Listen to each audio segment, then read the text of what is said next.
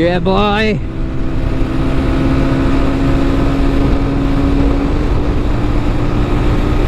Fifth gear na, tumatalong pa eh. Maano siya, torquey.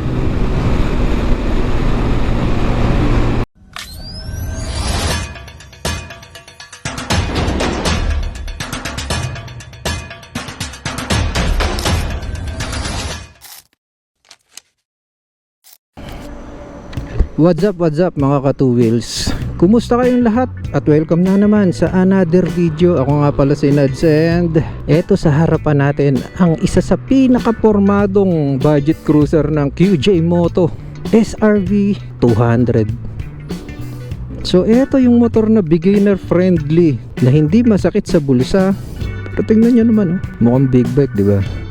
So big shoutout sa may-ari nito, kay Boss Gian and kay Madam Rachel. Maraming salamat sa pagpapahiram nyo ng motor na to. Syempre shoutout kay Kuya Gray. So bago pala natin i-test ride, ikutan muna natin ng konti. So ayan yung itsura nya. All stock to guys, as in bagong bago. Ito lang ang dinagdag nila, to crash guard. Ayan, as in ngayon lang to kinabit, bago ipahiram sa atin. So ito yung kanyang susian na sa gilid. Yan. So sa pagkakaalam ko, wala pa tong ABS. Ayun, medyo yun lang yung kanyang nakita kong downside. Tingnan mo yung likod nya. Ang cute nito. Tapos yung kanyang shock absorber, meron na siyang baso. So pormadong na talaga. Ito isa sa pinakamaganda rito. Sobrang baba niya guys, 720mm. Ganda ng display. Yan yung kanyang tunog. First gear. So punta muna tayo dito sa medyo lilim ng konti bago natin i-test ride.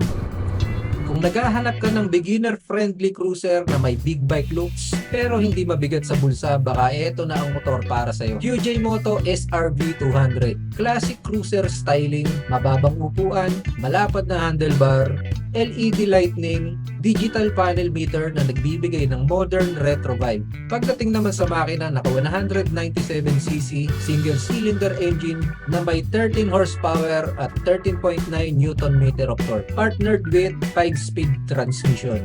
So wag tayong mag-expect na matinding top speed dahil cruiser ito. Ang focus nito, relax riding, city cruising, at weekend rides. Sakto ang power para sa daily commute at chill na long ride.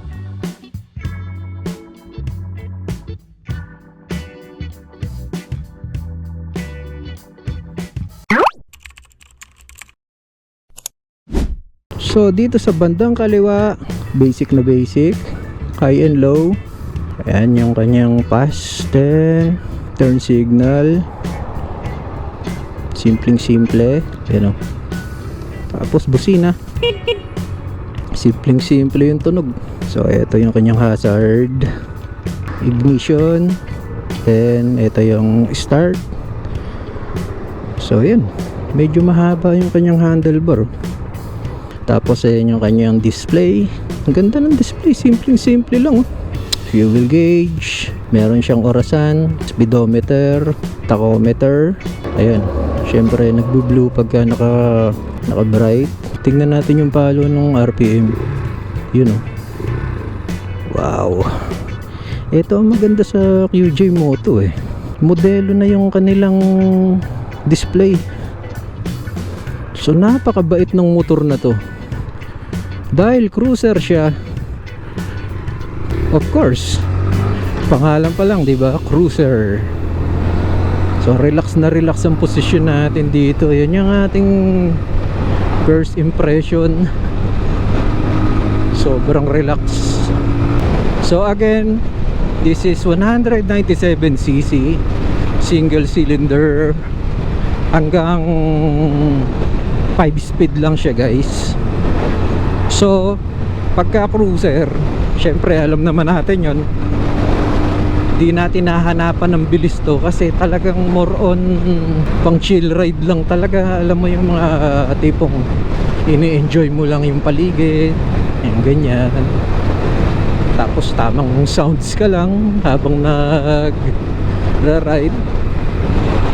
Ang sarap niyang gamitin, ang lambot ng clutch.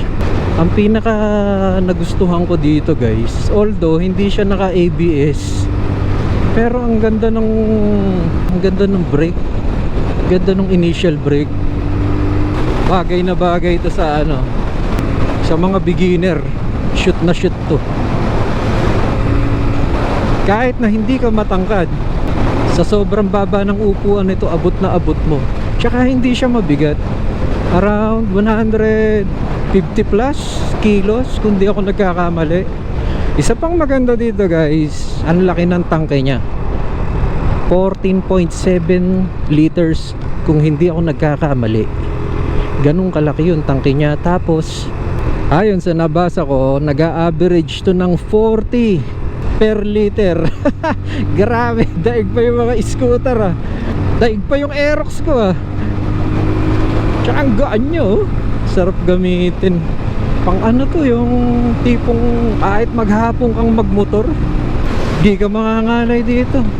Kasi bukod sa nakaano yung kamay mo, relax na relax, kabila tapos yung upo mo, alam mo yung medyo naka-lean forward yung paa mo, tapos relax na relax yung kamay mo. Ang sarap, baby. So balik tayo. Grabe, ang lambot ng clutch. Sarap gamitin, Yeah, boy.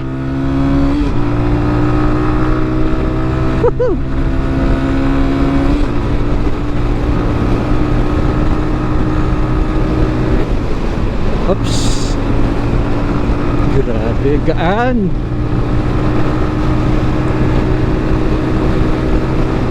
Saglit niya lang kinuha yung 100. Alam mo yung nasanay ka sa 750cc tapos gagamit ka ng ganito. Engine brake.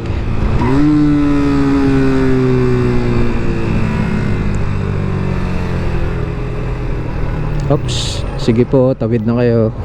Di naman po ako nagmamadali.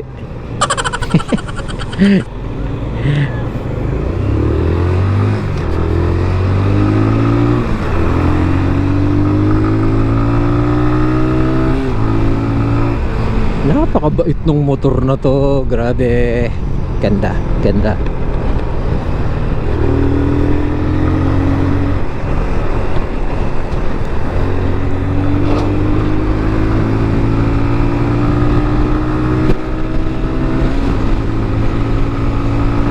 Hindi natin ita-top speed. Ano lang, kumbaga parang gano'n na rin.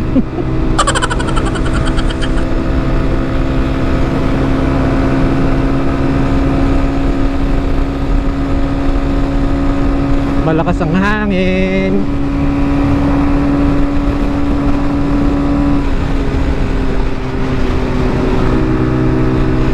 Pero ang ganda ng tunog niya. Stock yung kanyang exhaust pero ang ganda ng tunog.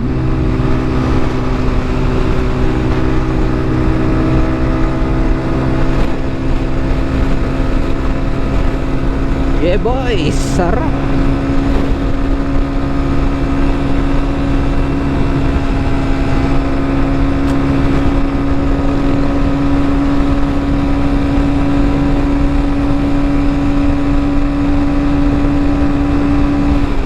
Makalat, hindi natin matatap speed to.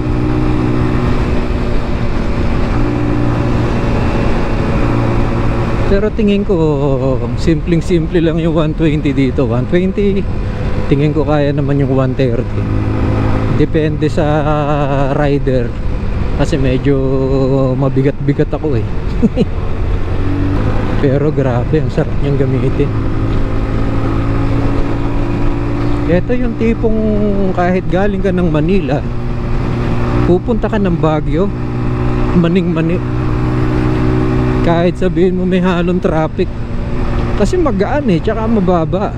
Hindi gaya ng mga medyo matatangkad na motor like naked, tsaka yung sports bike. Lalo na yung adventure bike, yun yung pinakamatangkad eh.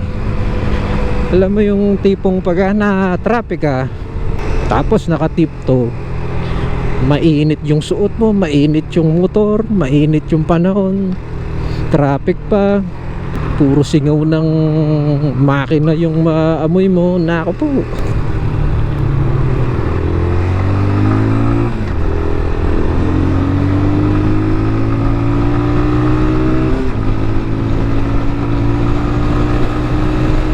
Fifth gear na, tumatalong pa eh. Maano siya, torquey.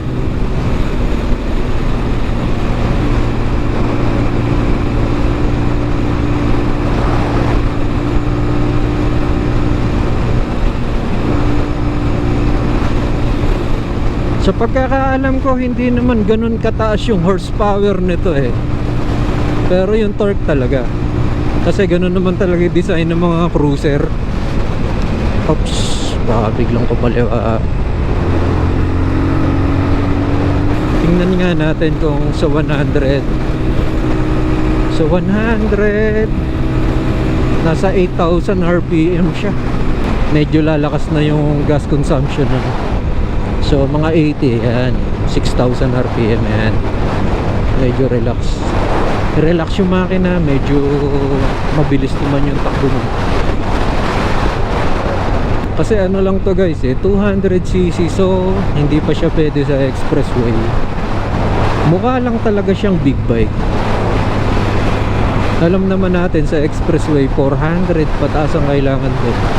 So ayan, tamang cruise, mga ganyan takbo.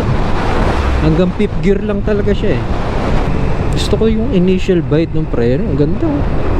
Smooth na smooth. Oh, tumatalon. Yeah.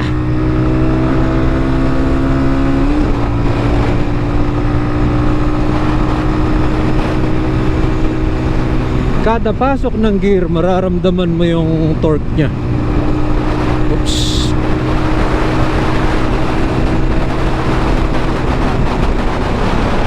Sarap, panalo.